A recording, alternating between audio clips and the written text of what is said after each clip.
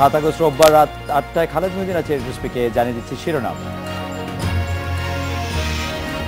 ঢাকায় বসছে 22টি গরুর হাট, ইজারা পাচ্ছেন সরকারি দলের নেতারা।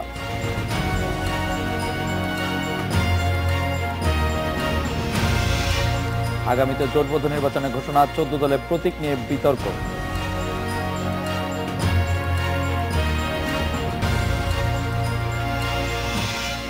পুরান ঢাকায় চলছে খোঁড়াখুড়ি, কোনো কাজই শেষ হচ্ছে না সময় মতো।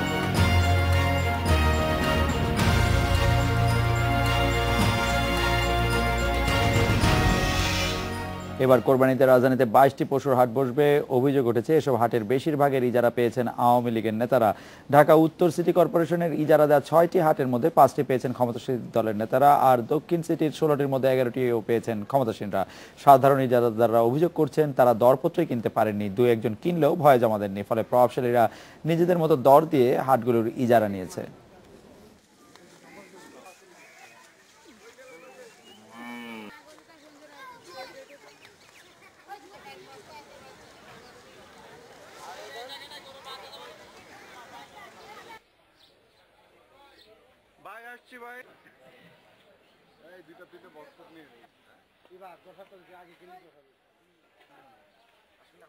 গরুহাটের ইজারা নিয়ে কথা বলতে এখন আমাদের সাথে আছেন বরিশাল থেকে আমাদের ব্যুরো প্রধান মুরাদ আহমেদ, খুলনা সিটি কর্পোরেশনের প্রধান রাজস্ব কর্মকর্তা আরিফ নাজমুল হাসান আছেন আমাদের সঙ্গে। জনাব আরিফ নাজমুল হাসান, কয়েকদিন পরে কোরবানির ঈদ আসছে, কোরবানির হাট বসবে খুলনায়। ঢাকায় আমরা দেখছি যে বেশিরভাগ হাটের ইজারা প্রভাবশালী বা সরকার দলের সমর্থক নেতারাই পেয়েছেন, যেমন ইচ্ছা দর দিয়েছেন কারো ইজারা। খুলনার অবস্থাটা কি আমাদের একটু বলবেন জনাব আরিফ নাজমুল হাসান? ধন্যবাদ আপনাকে। আপনারা হয়তো জানবেন যে আমাদের খুলনা সিটি কর্পোরেশনের অধিক্ষেত্রে একটি মাত্র পশুর হাট প্রতি বছর আমরা আয়োজন করে থাকি। সরকারি নীতিমালা অনুযায়ী আমরা বরাবরের মতো এবারও আমরা চেষ্টা করেছিলাম হাটটাকে ইজারা দেওয়ার জন্য, কিন্তু আমরা আগ্রহী কোনো দরদাতা না পাওয়াতে এবারও আমরা বরাবরের মতোই খুলনা সিটি কর্পোরেশনের নিজস্ব ব্যবস্থাপনায় আমরা হাটটা পরিচালনার জন্য পদক্ষেপ গ্রহণ করেছি। ইতিমধ্যে আমাদের হাট আয়োজনের সমস্ত কার্যক্রম প্রায় শেষের দিকে। আমাদের সিটি কর্পোরেশনের নিজস্ব কর্মকর্তা কর্মচারী সব মিলে প্রায় 450 জনবল এখানে হাট ব্যবস্থাপনায় নিয়োজিত থাকেন, যার ফলে আমরা প্রতিবারই পরিকল্পিতভাবে মূলত এই হাটটির ব্যবস্থাপনা করে থাকি। এবং এখানে নিরাপত্তা ব্যবস্থা যেটা আছে সেখানে আমাদের Khulna metropolitan police, RAB, answer সকল বাহিনীর আন্তরিকতার সাথে আমাদেরকে সহযোগিতা প্রদান করে থাকেন। এর পাশাপাশি আমাদের আইনশৃঙ্খলা পরিস্থিতি অবনতি বা যে কোনো ধরনের দুর্ঘটনা প্রতিরোধের জন্য আমাদের ভ্রাম্যমাণ আদালত পরিচালনা করা হয়। সেজন্য আমাদের সিটি কর্পোরেশনের নিজস্ব ম্যাজিস্ট্রেট সহ জেলা প্রশাসনের থেকে আমরা সহযোগিতা পেয়ে থাকি। সর্বোপরি আমাদের খুলনার এই অত্তদ অঞ্চলের যে সবচেয়ে বড় পশুর হাটটি আমাদের সিটি কর্পোরেশনের নিজস্ব ব্যবস্থাপনায় সুষ্ঠু সুন্দরভাবে সম্পন্ন হবে বলে আমরা আশা করছি। আমি একটু মুরাদ ভাই আপনার কাছে জানতে চাইবো যে বরিশালের হাটগুলি ইজারা দেওয়ার ক্ষেত্রে নিয়ম নীতি মানা হয় কিনা, সাধারণ যে কোনো কেউই ইজারা নিতে পারেন কিনা হাট চাইলে? ধন্যবাদ খালেদ ভাই। এ ধরনের কর্মকাণ্ডের প্রশ্নই ওঠে না। বরিশালে যখন যে ক্ষমতাসীন তখন এই গরুর হাটগুলো যেগুলো থাকে অস্থায়ী হাট, সেগুলো তাদের দখলেই থাকে এবং তাদের অঙ্গ সংগঠনের নেতারা এগুলোকে নিয়ন্ত্রণ করে থাকেন। শুধু তাই নয়, যে হাট ইজারা নেয়ার ক্ষেত্রে যেটি হয় যে এই অস্থায়ী হাটগুলো দিনওয়ারি, আপনি জানেন যে দিনওয়ারি একটা ফিক্সড অ্যামাউন্ট জমা দিতে হয়, তো সেখানে সর্বনিম্ন 5,000 টাকা থেকে শুরু করে 10,000 টাকা নেওয়া হয়। তো এরকম 5 দিন যদি হয় 25 থেকে 50,000 টাকা সিটি কর্পোরেশন আয় করতে পারে, কিন্তু যে হাটটিতে হওয়া উচিত 50,000 টাকা সেখানে হয়তো তারা 20,000 টাকা দিয়ে থাকেন। এক্ষেত্রেও গরমিল আছে। আর যে কথাটি বলা হয়ে থাকে যে সিটি কর্পোরেশনের মানে নিয়ন্ত্রণের বিষয়টি খুলনা থেকে যেটি শুনলাম, এখানে এই ধরনের কোনো বিষয় নাই। দুটি স্থায়ী হাট আছে, সেগুলো আগে থেকে ইজারা, তাও সরকারি দলের লোকের কাছে। এবং এটি বলে রাখা প্রয়োজন যে এবার বলে না, যখন যে ক্ষমতায় আসীন হয়েছে তারাই এগুলো নিয়ন্ত্রণ করে থাকেন। এবং যারা এই গরু কিনতে যান বা ছাগল কিনতে যান, তারা মূলত এদের নিষ্পেষণের শিকার ভর বছর হয়ে আসেন এবং এবছরে এর কোনো ব্যত্যয় হবে বলে মনে হচ্ছে না, কারণ এখন পর্যন্ত এখানে যে 60টি হাট অস্থায়ী হাট ইজারা দেওয়া হয়ে থাকে, এখন পর্যন্ত সেখানে কেউ নেবেন এমন কোনো অ্যাপ্লিকেশন পড়েনি আজকে যেটা আমি খবর নিয়েছি, এবং এগুলো পড়বে ঠিক আগা খানে, এবং যারা দেবেন তারা একজনই দেন এবং তারাই নিয়ে যান। আপনাকে ধন্যবাদ। একজনই দেন, নিয়ে যান, এই অবস্থা ঢাকায় আরো মানে ঢাকার অবস্থা জানতে প্রধান সম্পত্তি কর্মকর্তা জনাব মোহাম্মদ আমিনুল ইসলাম আছেন আমাদের সঙ্গে। জনাব মোহাম্মদ আমিনুল ইসলাম, এই কথা কি ঠিক যে যখন কোরবানির পশুর হাট আপনারা ডাকেন, আমরা দেখি যে বেশিরভাগ হাট, এবার 22টি পশু হাটের ইজারা দেওয়া হয়েছে, সব উত্তর ঢাকা বা দক্ষিণ ঢাকা সব ক্ষেত্রেই ক্ষমতাসীন দলের নেতাকর্মীরা বা তাদের পছন্দের লোকরা এটি পেয়েছেন, এটি কি কাকতালীয় কিনা? যারা ক্ষমতাসীন দলের নেতাকর্মী নন তারা কি আসলে ইজারা নিতে উৎসাহ কম পান? জনাব মোহাম্মদ আমিনুল ইসলাম। আপনাকে অনেক ধন্যবাদ। আমাদের ঢাকা উত্তর সিটি কর্পোরেশনে এবছর আমরা 9টি অস্থায়ী হাটের ইজারার প্রক্রিয়া গ্রহণ করেছি। আপনারা হয়তো জানেন, একটি স্থায়ী হাট আছে আমাদের গাবতলী গরুর হাট, আর এর বাইরে আমাদের 9টি অস্থায়ী পশুর হাট। 9টি অস্থায়ী পশুর হাটের মধ্যে ইতিমধ্যেই আমরা 3টি জাতীয় দৈনিক পত্রিকায়, একটা ইংরেজি পত্রিকা সহ আমরা বিজ্ঞপ্তি প্রচারের মাধ্যমে ইজারার প্রক্রিয়া গ্রহণ করেছি। এর মধ্যে 60টি হাটের চূড়ান্ত সিদ্ধান্ত হয়ে গেছে। আমি আপনাকে শতভাগ নিশ্চয়তা দিতে পারি, মুক্তবাজার অর্থমন্ত্রীর মতো এখানে যে কেউ টেন্ডার ড্রপ করতে পারেন, এবং সিটি কর্পোরেশনের বিবেচনায় শুধুমাত্র হাইয়েস্ট দরদাতাকে আমরা বিবেচনায় নিয়ে আসি। এখানে রাজনৈতিক কোনো বিষয়ে আমাদের এখানে কোনো রকম কোনো সুযোগ নেই, কোনো অবকাশ নেই। কিন্তু জনাব আমিনুল ইসলাম, আপনি আমাদের একটু বলবেন কি যে দক্ষিণ খান থানা আওয়ামী লীগের সাধারণ সম্পাদক মোহাম্মদ শফিক পেয়েছেন উত্তরা 15 নম্বর সেক্টরের 1 নম্বর গোলচত্বর সংলগ্ন খালি জায়গার হাটটি। এই কয়েকদিন আগে আপনারা যে ডিএনসিসির অন্তর্ভুক্ত করেছেন দক্ষিণ খানের একটি আউট থেকে যে আওয়ামী লীগ কাউন্সিলর, তিনি এভাবে নির্বাচন হয়েছেন। ভাটারার হাটটি যারা পেয়েছেন শাহজাদপুরের বাসিন্দা গুলশান থানা আওয়ামী লীগের নেতা মোজাফর হোসেন। মোহাম্মদপুরের বসিলা পুলিশ লাইন্সের হাট পেয়েছেন ঢাকা মহানগর উত্তর যুবলীগের সহসভাপতি মোহাম্মদ শাহ আলম। মিরপুর 6 নম্বর সেকশন ইস্টার্ন হাউজিং এর খালি জায়গার হাট পেয়েছেন কেন্দ্রীয় যুবলীগের সাংগঠনিক সম্পাদক সালাউদ্দিন মাহমুদ। মিরপুর ডিএইচএস সংলগ্ন উত্তর পাশে খালি জায়গা পেয়েছেন আওয়ামী লীগের সদ্য যোগদার সাবেক এমপি একলাসউদ্দিন মোল্লার ছেলে ইমরান উদ্দিন মোল্লা।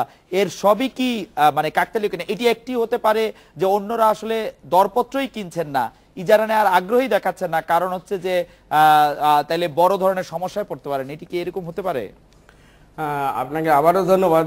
আপনি ব্যাপক বিষয় কাভার নিয়ে প্রশ্নটি করেছেন। অনেকগুলো বিষয় হতে পারে, বাট আমরা আমাদের সিটি কর্পোরেশনের পক্ষ থেকে শতভাগ নিশ্চয়তা দিতে পারি, একটি ওপেন টেন্ডার, যে কেউ আগ্রহী অংশগ্রহণ করতে পারেন। আপনি বেশ কয়েকটি হাটের নাম বললেন এবং খুবই অবাক হওয়ার ব্যাপার, আমি এখনই প্রথম শুনতে পেলাম যে উত্তরা 15 নং সেক্টরে যিনি হাটটি নিয়েছেন শফিকুল ইসলাম, তিনি দলীয় বা দলীয় কোনো পদে আছেন। এই বিষয়টাও আমার মানে সম্পূর্ণভাবে আমার নলেজের বাইরে। তারপরে মিরপুর বুদ্ধিজীবী সড়ক সংলগ্ন যে বসিলা হাটটি, এটা হাসান হোসেন এন্টারপ্রাইজ নামে একটা প্রতিষ্ঠানের ব্যানারে আসছে। এটা আমাদের টোটালি এখনও আমার নলেজের বাইরে যে এখানে দলীয় কোনো ব্যক্তি সম্পৃক্ত আছেন কিনা। ঠিক একইভাবে মিরপুর ডিওএইচ সংলগ্ন যে হাট সম্পূর্ণ নতুন, এবছর আমরা হাটটি নতুন ইজারা পদ্ধতি গ্রহণ করেছি। এই হাটেরও আমাদের কাছে একেবারেই অচেনা ব্যক্তি যিনি হাটটি নিয়েছেন। একইভাবে আমাদের মাননীয় মেয়র মহোদয়ের নেতৃত্বে সম্পূর্ণ নিরপেক্ষ থেকে শুধুমাত্র নাগরিকদের সুবিধা নিশ্চিত করার মানুষে, এবং সিটি কর্পোরেশনের রেভিনিউর বিষয়টা এখানে সেকেন্ডারি ইস্যু। প্রাথমিক ইস্যু হলো সিটি কর্পোরেশনের নাগরিকদের সহজে সুলভে কোরবানির পশু ক্রয়ের ব্যবস্থা করে দেওয়ার লক্ষ্যে আমরা এই হাটগুলো স্থাপন করে থাকি। আচ্ছা, আমি একটু সিলেটে যেতে চাই। আল আজাদ ভাই, সিলেটে হাট ইজারা দেওয়ার ক্ষেত্রে সঠিক নিয়ম মানা হয় কিনা?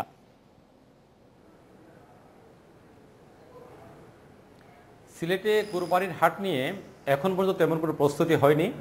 আমি কিছুক্ষণ আগে কথা বলেছি সিলেট সিটি কর্পোরেশনের মেয়র আরিফুল হক চৌধুরীর সাথে। তারা আজকে প্রথম একটি সভা করেছে, সেই সভায় এই নিয়ে কিছুটা কথাবার্তা হয়েছে তাদের, তবে বিস্তারিত আলোচনা হয়নি বা কোনো সিদ্ধান্ত তারা এখন পর্যন্ত পৌঁছতে পারেনি। সিলেট মহানগরীতে বা সিলেট সিটি কর্পোরেশন এলাকায় সিটি কর্পোরেশনের নিজস্ব কোনো কুরবানির হাট নেই। একটি মাত্র কুরবানির হাট সিলেট মহানগরীর মধ্যে আছে, যেটা কাজীরবাজার গরুর হাট বলা হয়, সেটা ব্যক্তি মালিকানাধীন এখনও আছে। আরিফুল হক চৌধুরী আমাকে যে কথাটা জানিয়েছেন যে এই যে ব্যক্তি মালিকানাধীন কুরবানির হাট আছে, সেটা নিয়ে উচ্চ আদালতের একটি রায় আছে, যে রায় অনুযায়ী সিটি কর্পোরেশনের এই এই কুরবানির হাটটি পেয়ে যাওয়ার কথা, কিন্তু এখন পর্যন্ত তারা এই বিষয়ে পাননি। অর্থাৎ জেলা প্রশাসন থেকে এই কুরবানির হাটটি তারা গ্রহণ করবেন, করার পরে সিটি কর্পোরেশন এই হাটটি পাওয়ার কথা। এর বাইরে তাদের সিলেট মহানগরীতে যে কুরবানি হাটগুলো বসে, প্রত্যেক বছরই কিন্তু অনেকগুলো হাট বসে, ঈদের আগের রাতে পর্যন্ত দেখা যায় কুরবানি হাট বসেছে যেখানে সেখানে। এবার যে বসবে সেটাও এখন থেকে ধারণা করা হচ্ছে বা আশঙ্কা করা হচ্ছে যে মহানগরীর অনেক জায়গায় কুরবানি হাট বসবে। এই অবস্থায় সিটি কর্পোরেশন মেয়র আমাকে যেটা বললেন যে তারা চাইছেন যে হাট বসুক সিলেট শহরে বিভিন্ন জায়গায়, তবে সেটা যেন সিটি কর্পোরেশনের মাধ্যমে বসে। সিটি কর্পোরেশন বিভিন্ন এলাকা বা বিভিন্ন আজাদ ভাই আপনাকে ধন্যবাদ। আমি আবার জনাব মোহাম্মদ আমিনুল ইসলামের কাছে ফিরতে চাই। আমিনুল ইসলাম ভাই, আপনি জানেন যে আফতাবনগর হাটটি সেটি তো উত্তর ঢাকার। জি, আফতাবনগর হাটটি আমরা রাজধানীর এই হাটটি 10 থেকে 15,000 টাকা ইজারা দেওয়া হতো। আপনারা এটিকে আসলে আনিসুল হক মেয়র হওয়ার পরে অনেক অল্প টাকা ইজারা দিতে রাজি না হয়ে 1,01,00,000 টাকা গত বছর আদায় করেছিলেন, 1,09,00,000 টাকা 9,55,000 টাকা এই বছর আপনারা আদায় করছেন। কিন্তু এই হাট থেকে কেউ কেউ বলছেন 15 থেকে 20 কোটি টাকা আয় করা হয় হাসিল এবং অন্যান্য খাত থেকে। সেই জন্য অবশ্যই এই হাটে এত অল্প সময় এত টাকার ব্যবসা যেখানে হয় অনেকেরই আগ্রহ থাকে। আপনারা কি এই বিষয়টি লক্ষ্য করে হাটের দর যাতে বাড়ে, আরো যাতে প্রতিযোগিতামূলক হয় সেরকম কোনো কিছু করছেন? আসলে কি এই হাট থেকে 15 থেকে 20 কোটি টাকা আয় হওয়া সম্ভব? তাহলে কিন্তু এটি ধরেন 1 মাসের কম সময় 15 দিন সময়ের মধ্যে যদি 15 কোটি টাকা আয় করা সম্ভব হয় এটি তো একটি বিশাল। আপনাকে ধন্যবাদ। আপনার অবগতির জন্য জানাচ্ছি, এই বছর নিয়ে দ্বিতীয়বার আমরা এই হাটটা সিটি কর্পোরেশনের আওতায় আসছে। গত বছর যে 1,01,00,000 টাকা বললেন, তার আগের বছর এটা জেলা প্রশাসনের হাতে ছিল, এটা ছিল অল্প নগণ্য। আমার যতদূর মনে পড়ে যে 50 লাখ টাকার নিচেও ছিল হাটটি। এই ওপেন কম্পিটিশনের কারণেই গত বছর এটা ছিল 1,01,00,000 টাকা। এবছর এই হাটটি আসছে 1,09,55,000 টাকা আমাদের হাতে আসছে। আমরা হাটবাজার ব্যবস্থাপনা নীতিমালার আওতায় একেবারেই মুক্ত টেন্ডারের মাধ্যমে আমরা এই কার্যক্রমটা সম্পন্ন করে থাকি। আমি আপনাকে আরেকটু স্মরণ বলতে চাই, উত্তরের যে হাটটির কথা বললেন জনাব শফিকুল ইসলামের বিষয়ে, গত বছর এই হাটটি ছিল 1,25,00,000 টাকা মাত্র। এই বছর সকল রেকর্ড ভঙ্গ করে কতটা কম্পিটিশন হতে পারে 3,75,00,000 টাকা আমরা এই হাটটা আবার টেন্ডার দিতে সক্ষম হয়েছি। এবং এই পর্যন্ত যে 7টা হাট আমরা টেন্ডার দিয়েছি, 7টা হাটের মোট ইজারা মূল্য সিটি কর্পোরেশনের খাতে ইতিমধ্যেই 10,07,55,000 টাকা ইতিমধ্যেই সিটি কর্পোরেশন রেভিনিউ অর্জন করেছে। এবং আপনি জানেন নীতিমালার আওতায় না হওয়ার কারণে আমরা 2টো হাট এখনও রিটেন্ডারের আওতায় আছে। সামনে 8 থেকে 10-12 দিন পরে আবার রিটেন্ডার হবে 2টো হাট। আমাদের নীতিমালায় কভার না করা এবং পর্যাপ্ত রেভিনিউ না আসার কারণে আমরা রিটেন্ডারে যাচ্ছি বারবার। জনাব আরিফ নাজমুল হাসান, খুলনা সিটি কর্পোরেশনের আয়ের কোনো লক্ষ্যমাত্রা ধরা হয়েছে এবার কোরবানির পশুর হাট ইজারা বাবদ, বা আপনারা কিরকম আয় করবেন বলে আশা করছেন? একটি হাট রয়েছে আপনাদের। ধন্যবাদ আপনাকে। আপনি হয়তো জানবেন, গত বছর আমাদের 2016 সালে কোরবানির পশুর হাট থেকে আমাদের প্রায় 9,222টি গরু এবং ছাগল আমরা হাটের মাধ্যমে বিক্রি করেছিলাম এবং সেখান থেকে আমাদের রেভিনিউ আয় হয়েছিল 1,94,00,000 টাকার মতো। হাটবাজার ইজারা নীতিমালা যেটি আছে সেই নীতিমালা অনুযায়ী এবছরে আমাদের প্রাথমিক ইজারা মূল্য ধরা হয়েছিল 2,07,00,000 টাকা, কিন্তু আমরা উপযুক্ত দরদাতা না পাওয়াতে সিটি কর্পোরেশনের নিজস্ব ব্যবস্থাপনায় আমরা হাটটি পরিচালনা করতে মনস্থির করেছি।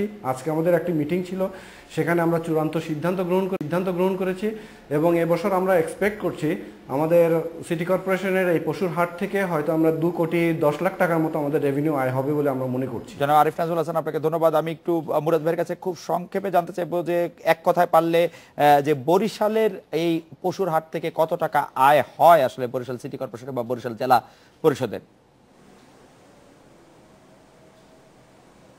সর্বোচ্চ যদি আয় হয়ে থাকে তাহলে 7টা হাট থেকে 2.25 লাখ টাকার মতো, অথবা একটি হাতে একটু বেশি 2 লাখ ছাড়িয়েছে এমন কথা এখন পর্যন্ত শুনিনি।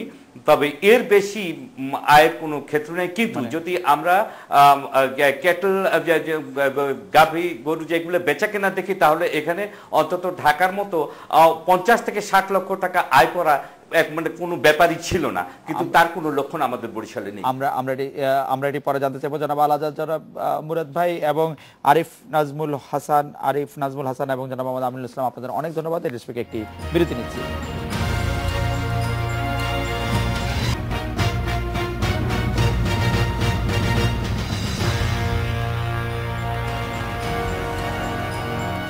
আগামী নির্বাচনে আওয়ামী লীগের সঙ্গে জোটবদ্ধ হয়ে ভোটের লড়াই নামছে 14 দল শরিক জাসদ ও ওয়ার্কার্স পার্টি। প্রতীক প্রশ্নে ক্ষমতাসীনদের দাবি নৌকা ছাড়া জয় পাওয়া অসম্ভব শরিক নেতাদের। তবে এই বক্তব্যে একমত নন বাম নেতারা। তারা বলছেন জোট ছাড়া নির্বাচনে গেলে একক সংখ্যাগরিষ্ঠতা পাবে না আওয়ামী লীগ।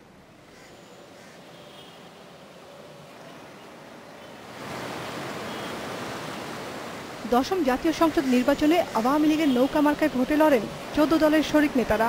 ওয়ার্কার্স পার্টির 6 প্রার্থীর 4 জনই জয় পান নৌকা প্রতীকে। দলের মার্কা পাশে সরিয়ে সংসদ সদস্য নির্বাচিত হন জাসদের 5 প্রার্থীর 3 জন। এ ধারা অব্যাহত ছিল নবম জাতীয় সংসদ নির্বাচনেও।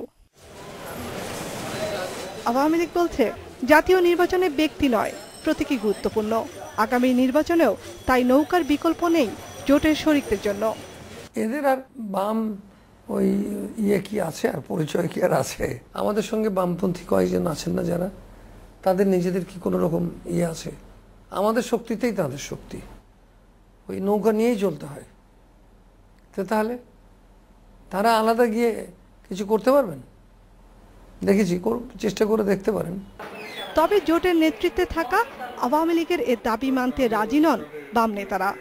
নৌকা ছাড়া তো আমরা জিতেছি, তাহলে আমাকে কেন বলা হচ্ছে যে নৌকা ছাড়া জিতিনি? আমরা নৌকা ছাড়া 2টি আসন নিয়েছি আমরা। আওয়ামী লীগ তো বড় দল, তারা তাদের কথা বলতেই পারে। তারা মনে করে যে দেশটাই তাদের, তারা যদি সেটা মনে করে তারা করতে পারে, কিন্তু তাদেরও জোরবদ্ধ হওয়া ছাড়া কোনো উপায় আছে বলে আমি মনে করি না। মশাল মার্কায় কখনো জয় না পেলেও দলীয় প্রতীকেই আস্থা রাখছেন জাসদ সভাপতি। জ্ঞানী পার্টি আওয়ামী লীগ এসব কথা বলে লাভ নাই। জাসদ 73 সাল থেকে ভোট করছে মশাল নিয়ে। জাসদ পার্লামেন্টে আগেও ছিল এবং এখনো মশাল প্রতীকে একা ভোট করেও নির্বাচনে জিতছে। সুতরাং যারা এটা বলেন তারা সঠিক তথ্য জানেন না। দলীয় মার্কায় আস্থা থাকার কথা বললেও প্রতীক প্রশ্নে জোটগত সিদ্ধান্ত মেনেই প্রচারে নামার কথা জানাচ্ছেন তারা। নাফিজুদ্দৌলা, ইন্ডিপেন্ডেন্ট নিউজ, ঢাকা। 14 দলীয় জোট নিয়ে কথা বলতে আমাদের সাথে যোগ দিচ্ছেন জাসদ রাজশাহী মহানগরের সাধারণ সম্পাদক আব্দুল মাসুদ শিবলি এবং বগুড়া জেলা ওয়ার্কার্স পার্টির সভাপতি অ্যাডভোকেট আব্দুর রাজ্জাক আছেন আমাদের সঙ্গে। জনাব আব্দুল মাসুদ শিবলি, এই শ্রীমাম বলছেন যে আসলে যে বাম দলগুলি ওনাদের সঙ্গে আছেন তাদের আলাদা করে আসলে আর কোনো শক্তি নেই, তাদেরকে নৌকার শক্তি নিয়েই চলতে হবে এবং নৌকার ছাড়া তাদের আর কোনো গত্যন্তর নেই। আপনিও তাই মনে করছেন কিনা? আপনি কি মনে করছেন যে জাসদ আসলে এখন আওয়ামী লীগের মধ্যেই বিলীন হয়ে গেছে, মানে 14 দলে থাকা না থাকা আর কোনো কিছু মানে তৈরি করে না আসলে জাসদের জন্য বা আওয়ামী লীগের জন্য? শিবলি ভাই, না, কথাটা সঠিক বলেননি। আসলে জাসদের আগেও এককভাবে মশাল মার্কা নিয়ে নির্বাচনে জয়লাভ করেছে।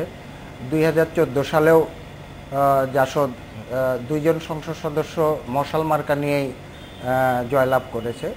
উনি যে বলেছেন আসলে কথাটা সঠিক বলেননি। এককভাবে জাসদ গোটা দেশেই প্রস্তুতি গ্রহণ করছে।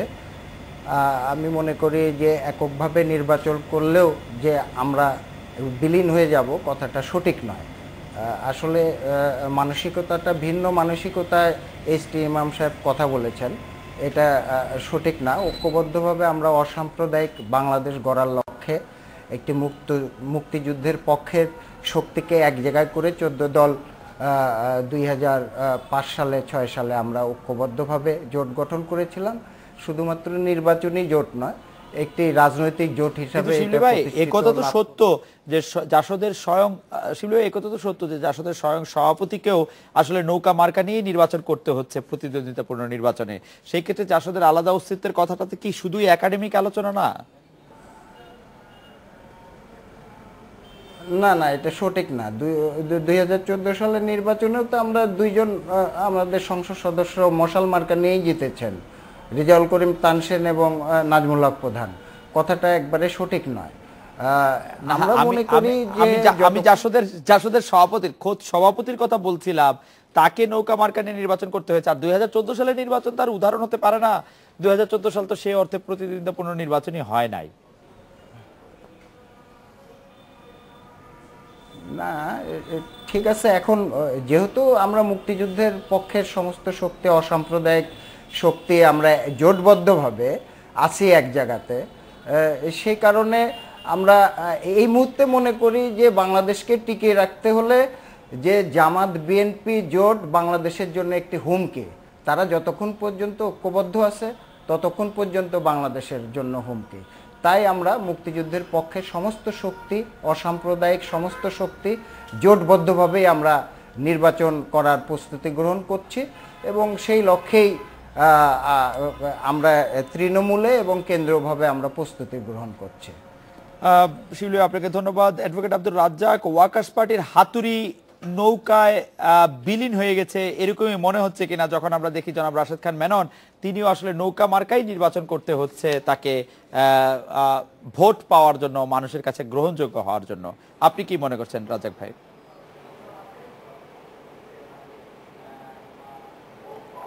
আমি মনে করি যে কোনোভাবেই এ কথাটা ঠিক না। এরশাদ বিরোধী আন্দোলনের সময় কমরেড রাশেদ খান মেনন তার নির্বাচনী এলাকা থেকে হাতুড়ি মার্কায় নির্বাচিত হয়েছিলেন। কমরেড মোহাম্মদ ফরহাদ তখন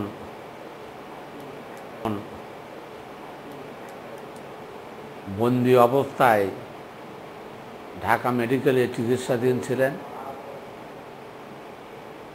সেখানে কমরেড ইনু আসলেন,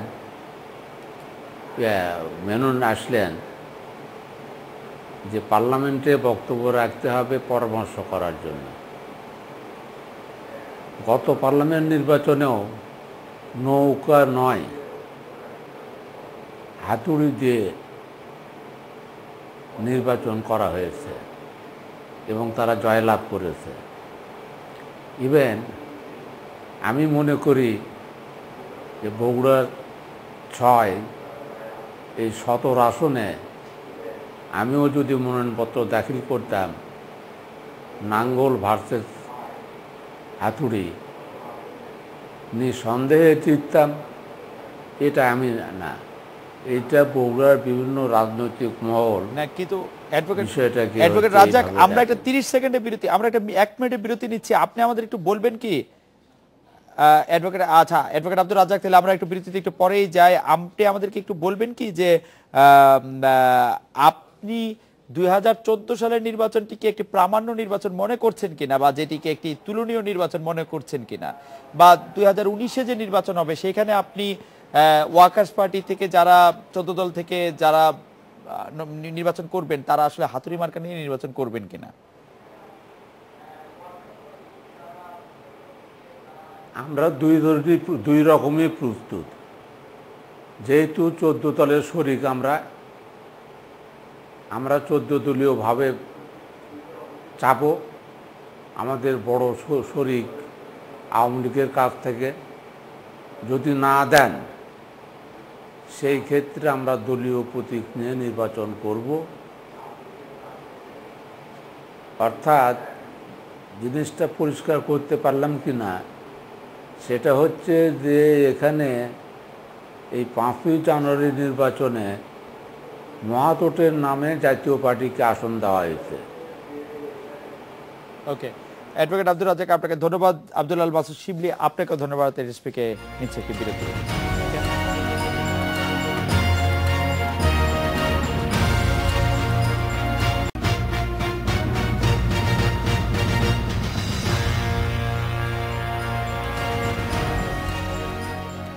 রাজধানীর প্রধান সড়ক অলিগলি সহ অন্তত 500 জায়গায় খোরাখুরি করছে 2 সিটি সহ নানা সেবা সংস্থা।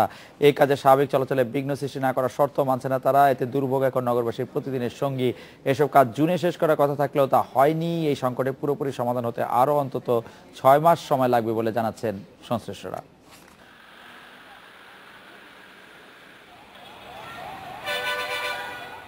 2003 সালের সড়ক খনন, নিয়ন্ত্রণ ও পুনর্নির্মাণ নীতিমালা অনুযায়ী চলতি বছর 12টি সংস্থাকে 88টি জায়গায় সড়কে খোঁড়াখুঁড়ির অনুমতি দেয় 2 সিটি কর্পোরেশন। আর তাদের নিজস্ব কাজ চলছে 400-র বেশি স্থানে। এ কাজের শর্ত অনুযায়ী খনন অংশ ভরাট করতে হবে বালু দিয়ে, থাকতে হবে নিরাপত্তা বেষ্টনী, আড়াআড়ি খননে গর্ত ঢাকতে হবে স্টিলের পাতে। আর সাইনবোর্ডে উল্লেখ থাকার কথা খননের উদ্দেশ্য, কাজ শুরু ও শেষের তারিখ। তবে এসব শর্ত আছে শুধুই কাগজে কলমে। ড্রাইভার তো মনে করছে সমান রাস্তা, কিন্তু বালু দিয়ে ঢাকা রাখছে, কিন্তু সে তো বুঝতে পারছে না। সেটা বুঝতে না পারার কারণে গাড়িটা ডুবাই দিছে। আমি ওইখানে পয়রা যাইতেছিলাম, তাই না? তো এখানে কবে এর অবসান হবে? এতে প্রায়ই ঘটছে নানা দুর্ঘটনা, অন্তহীন ভোগান্তিতে পড়ে আছেন নগরবাসী। ভাঙাচোরা রাস্তা, আর ওখানে যে ঠিক করছে সে কবে থেকেই ঠিক করছে, 2-3 বছর হয়ে গেল, ঠিকই শেষ হচ্ছে না। এই ভাঙাচোরার জন্য মনে হয় সকালে একটা ক্লাসও টাইম মতো পৌঁছাতে পারি না, টিচারের বকা। নিয়ম ভেঙে 2/3 কেটে ফেলাই ব্যবহারের অনুপযোগী বেশ কিছু প্রধান সড়ক। আজকে আমরা এনে কাজ করতে প্রায় 27 মাস ধরে কাজ করতেছি। এখন রাস্তাঘাট তো ভাঙ্গাচোরা, মানে কাইটে ছিঁড়ে অস্থির করেছে, ঠিকঠাক করতেছে না।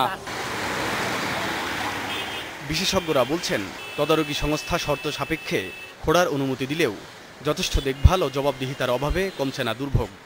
যত দিনে শেষ করার কথা ততদিনে শেষ হচ্ছে না, ডাবল টাইম লাগছে। সেটা যারা দেখা দরকার তারা ঠিকমতো দেখছে না।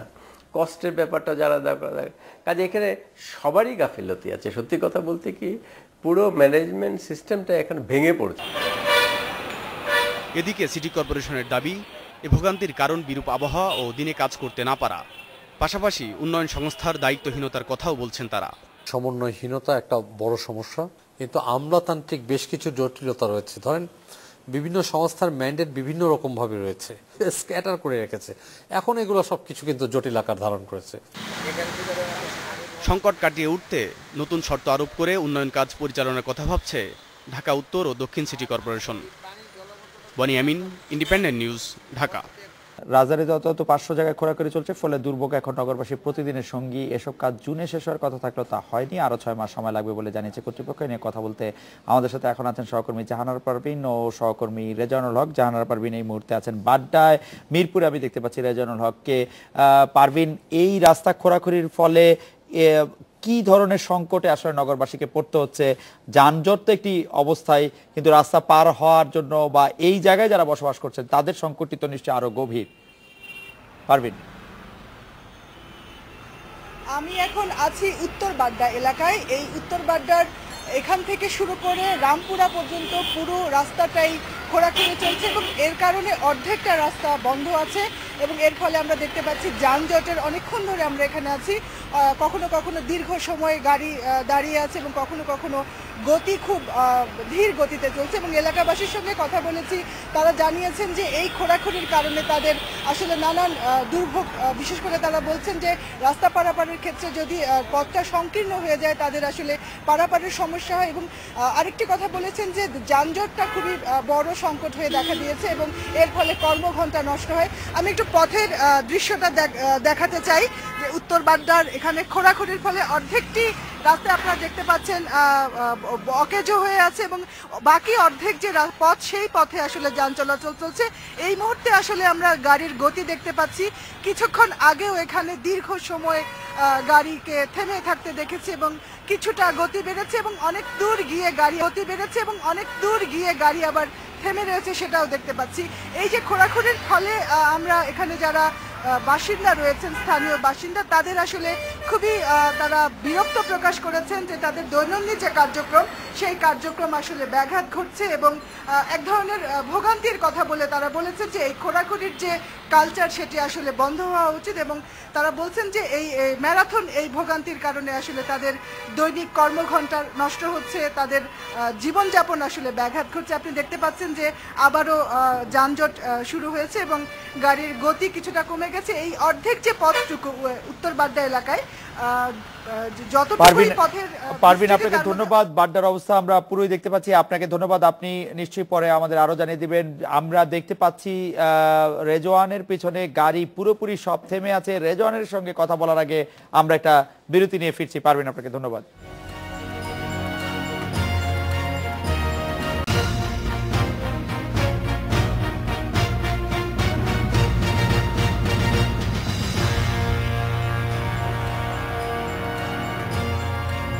সহকর্মী রেজওয়ান আছেন মিরপুরে। আমরা বিরতির আগেও দেখছিলাম যে গাড়ি ঘোড়া একদম স্থির হয়েছে রেজওয়ানের পাশে, এখন কিছুটা গাড়ি চলতে শুরু করেছে। রেজওয়ান, আপনি যদি একটু এই মুহূর্তে পরিস্থিতিটা জানান। খালেদ ভাই, আমি ঠিক মিরপুর 10 নম্বর থেকে 11 নম্বর যাওয়ার পথে যে রাস্তাটি আছে সেখানে আমি অবস্থান করছি, এবং এই যেই জায়গাটিতে আমি দাঁড়িয়ে আছি এই জায়গাটি কিন্তু সড়কের একটি অংশ, এবং সেই জায়গাটি থেকে এখন সড়ক হিসেবে ব্যবহার হচ্ছে না। এর কারণ আপনাকে যদি আমি একটু দেখাই, যে আপনি দেখবেন যে এই জায়গাটি কিছুদিন আগে খোঁড়াখুড়ি হয়েছিল, এবং খোঁড়াখুড়ির পরের যে অবস্থাটি এখানে তৈরি হয়েছে, এখানে ময়লার স্তূপে তৈরি হয়েছে, এখানে ময়লা আবর্জনা থেকে শুরু করে এবং খোঁড়াখুড়ি পরে যে অবশিষ্ট ইট বালি মাটি সে সব কিছু কিন্তু এখানে পড়ে আছে। এর কারণে কিন্তু রাস্তাটি পুরো অংশে যে জায়গা জুড়ে রাস্তাটি ছিল সেটি কিন্তু ব্যবহার উপযোগী নয়, যার কারণে কিন্তু এখানে যানবাহনের বিশাল জটলা সব সময় ধরেই কিন্তু চলে থাকে, এবং সকাল থেকে রাত অবধি, এখন আপনি জানেন যে প্রায় 9টা বাজতে চলেছে, এখনও কিন্তু এই জায়গাটিতে কিন্তু ভীষণ ধরনের এক ধরনের চাপ রয়েছে, এবং এই যানবাহনের চাপের কারণে কিন্তু এখানকার যারা স্থানীয় আছে এবং এই রাস্তাটি ধরে যারা চলাচল করে তাদের কিন্তু ভোগান্তির শেষ নেই। আমি এখানে কিছু মানুষের সাথে কথা বলেছি, তারা আমাকে বলেছে যে আজকে যেহেতু শুষ্ক এবং যেই দিন এখানে বৃষ্টি পড়ে সেই দিন কিন্তু এই রাস্তাটিতে চলাচলে একেবারেই অযোগ্য হয়ে যায়, এবং যখন শুষ্ক থাকে তখন কিন্তু যানজটের সীমা থাকে না। তো এই যে অবস্থাটি তৈরি হয়েছে এটা কিন্তু বেশি দিনের নয়, কিন্তু যে কয়দিন ধরে এই অবস্থাটা এখানে আছে তাতে কিন্তু মানুষ একেবারে নাকাল অবস্থায় আছে। এর একটি বড় কারণ হচ্ছে সিটি কর্পোরেশন থেকে বলা হয়েছে যে বৃষ্টির কারণে কিন্তু এই জায়গাটি কিন্তু কার্পেটিং করা যাচ্ছে না, অর্থাৎ রাস্তার সাথে। আপনাকে অনেক ধন্যবাদ, আপনি ভোগান্তির কথা বলছিলেন। এই ছিল আজকের এডিটর স্পিকে।